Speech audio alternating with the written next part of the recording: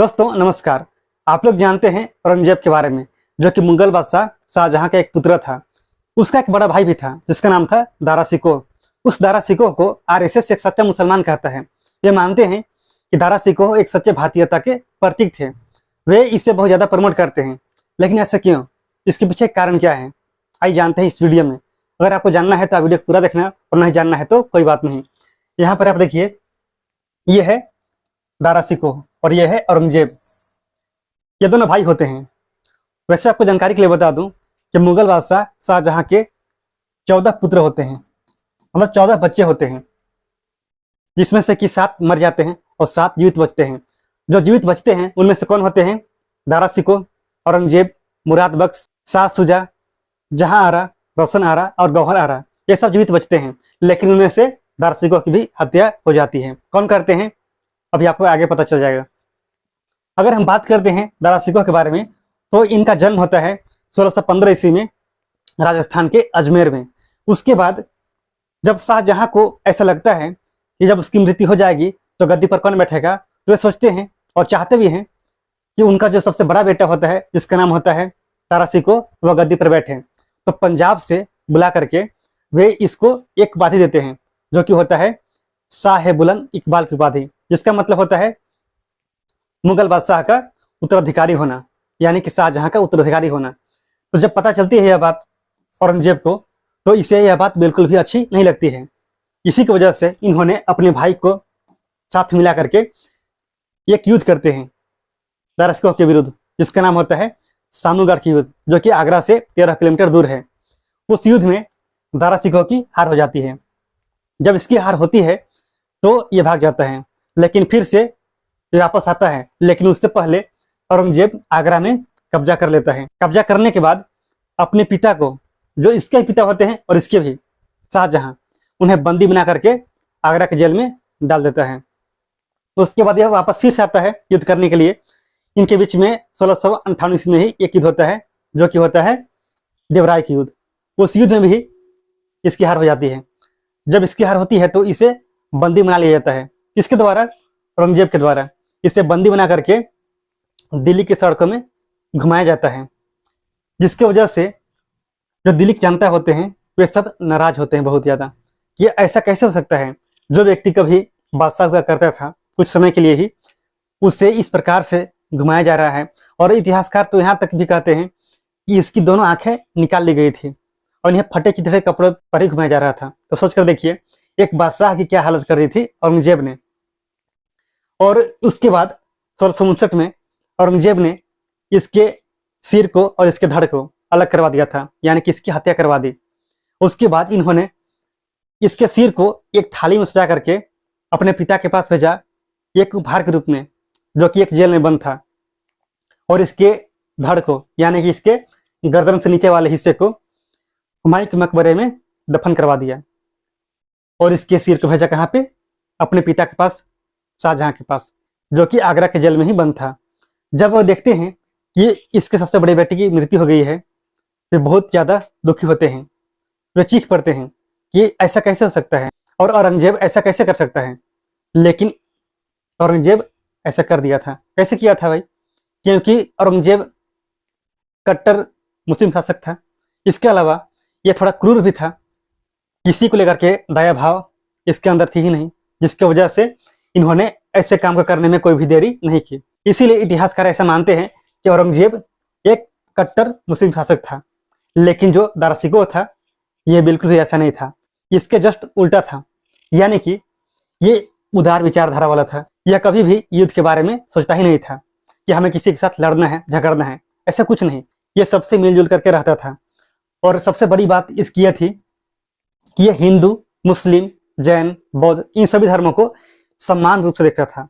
कौन छोटा है कौन बड़ा है ऐसा कुछ नहीं मानता था। और इसकी सबसे ज्यादा रुचि थी हिंदू धर्म में, इस्लाम के अलावा।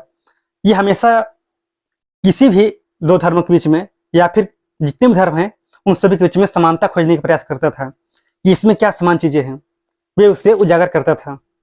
इसी की वजह से लोग इसे पसंद भी करते हैं। और इन्होंने एक अच्छा उपदेश देने के लिए हिंदू धर्म के 52 उपनिषदों को फारसी में अनुवाद कराया। पहले वे किस भाषा में थी? तो संस्कृत में। तो इन्होंने संस्कृत से फारसी में अनुवाद करवाया, जिसकी वजह से जितने भी उपनिषद थे और जितने भी हमारे देश के, हमारे धर्म के महत्वपूर्ण ग्रंथ थे, वे सब फारसी में अनुवाद हो गए और वे सब पहुंच गए कहाँ पे? यूरोप तक। जब यूरोप में पहुंचे तो वहां के जितने भी जानकार थे जो फारसी समझते थे, वे सब हिंदू धर्म के बारे में समझे। इसके बाद उन्होंने उपनिषदों को लैटिन भाषा में अनुवाद किया, जिसके बाद जो हमारे उपनिषद हैं उसे अंतर्राष्ट्रीय स्तर तक प्रसिद्धि मिली। ऐसा किसके बदौलत हुआ? तो इस दारा सिकोह की बदौलत, नहीं तो ऐसा संभव नहीं था। दारा सिकोह ने एक किताब भी लिखी थी जो कि इनका प्रसिद्ध किताब है, जिसका नाम था मजमा उल बहरीन।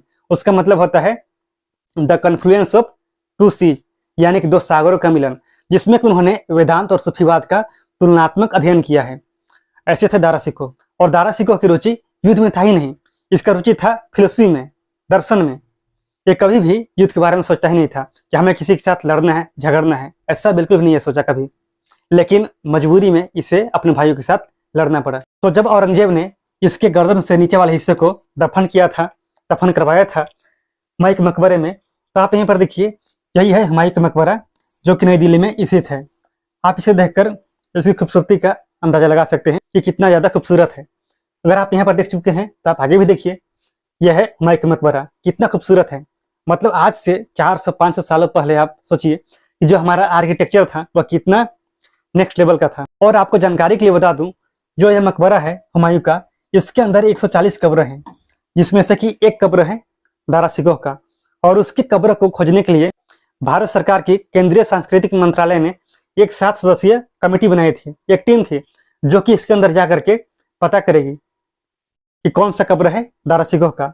उसे बनाया गया था 2020 में ही, लेकिन अभी तक पता नहीं चला है कि कौन सा कब्र दारा सिकोह का है। क्यों?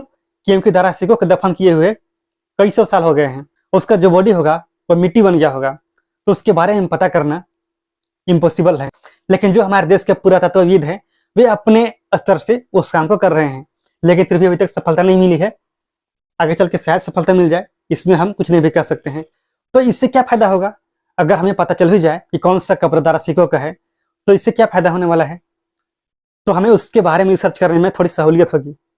दारा सिकोह कैसे व्यक्ति थे, हम उसके बारे में और ज्यादा रिसर्च कर सकते हैं। और आरएसएस का विजन है, उनका एक उद्देश्य भी है कि अगर हमें उसके बारे में अधिक जानकारी मिलती है तो हम दारा सिकोह से संबंधित जितने भी उसकी किताबें हैं उन सभी को अलग अलग भाषा में ट्रांसलेट करवाएंगे और उसे दुनिया के सामने परोसेंगे, ताकि लोग उनके बारे में सीखे, जाने। और आरएसएस के जो प्रमुख व्यक्ति थे, जिनका नाम था कृष्ण गोपाल, उन्होंने ये भी कहा है कि अगर दारा सिकोह औरंगजेब की जगह में होते, यानी कि वे मुगल बादशाह होते लंबे समय तक, तो आज हम जो इतिहास पढ़ते हैं वो इतिहास ऐसा नहीं होता, अलग होता। बिल्कुल सही बात है, क्योंकि औरंगजेब का जो विचारधारा था उससे अलग ही था दारा सिकोह का। तो जाहिर सी बात है कि आज जो हम इतिहास पढ़ रहे हैं वह अलग ही होता। दारा सिकोह को लोग बहुत ज्यादा उदार विचारधारा वाले मानते हैं। अगर वे लंबे समय तक शासक होते तो वे हिंदू धर्म के लिए भी बहुत कुछ करते, क्योंकि हम अभी इसके बारे में पहले ही समझे कि वह किसी भी धर्म को ऊंचा नीचा समझता ही नहीं था, वे सबको बराबर मानता था और सबको लेकर साथ में चलता था। उन्होंने हिंदू धर्म को प्रमोट करने के लिए, मंदिरों को बनाने के लिए दान भी दिया था। सोच कर देखिए कि वह कैसा शासक था और किसी भी धर्म को लेकर के कैसा विचार रखता था। इसीलिए हमारे देश की सरकार ने 2016 में ही दिल्ली में जो औरंगजेब रोड था इसका नाम ही बदला, इसका नाम हो गया दारा सिकोह रोड। इसके अलावा राष्ट्रपति भवन के पास डलहौजी रोड था, उसका भी नाम बदला गया था और इसका नाम हो गया दारा सिकोह रोड। तो सोच कर देखिए कि हमारे देश की सरकार भी चाहती है जो दारा सिकोह है इसे प्रमोट किया जाए, इसके बारे में लोगों को जानकारियां मिले, क्योंकि ऐसे व्यक्ति के बारे में समझना, उनके जीवनी को पढ़ना, उनके विचारधारा को समझना किसी भी एक सभ्य समाज के लिए अच्छा साबित होगा। और आरएसएस ही मानता है कि अगर दारा सिकोह लंबे समय तक शासक होता तो आज जो हिंदू और मुस्लिम की इतनी दूरियां हैं, लोग आज एक दूसरे को समझ नहीं पाते हैं, ऐसी दूरियां कभी नहीं होती। मुस्लिम और हिंदू एक दूसरे को अच्छे से समझ पाते और इनके बीच में बहुत ज्यादा एकता होती, जो कि आज नहीं है। इसीलिए आरएसएस मानता है कि आज हिंदू और मुस्लिम के बीच में जो दूरियां हैं ये सब दारा सिकोह जैसे व्यक्ति का लंबे समय तक जीवित न होना, उनके जैसे व्यक्ति का शासक बने रहना ना होना, इसकी वजह से है। इसीलिए हमें अभी भी उसके बारे में जानना चाहिए, समझना चाहिए, ताकि एकता को और बढ़ावा मिल सके। लेकिन आप इसके बारे में क्या सोचते हैं? आप अपना ओपिनियन कमेंट करना।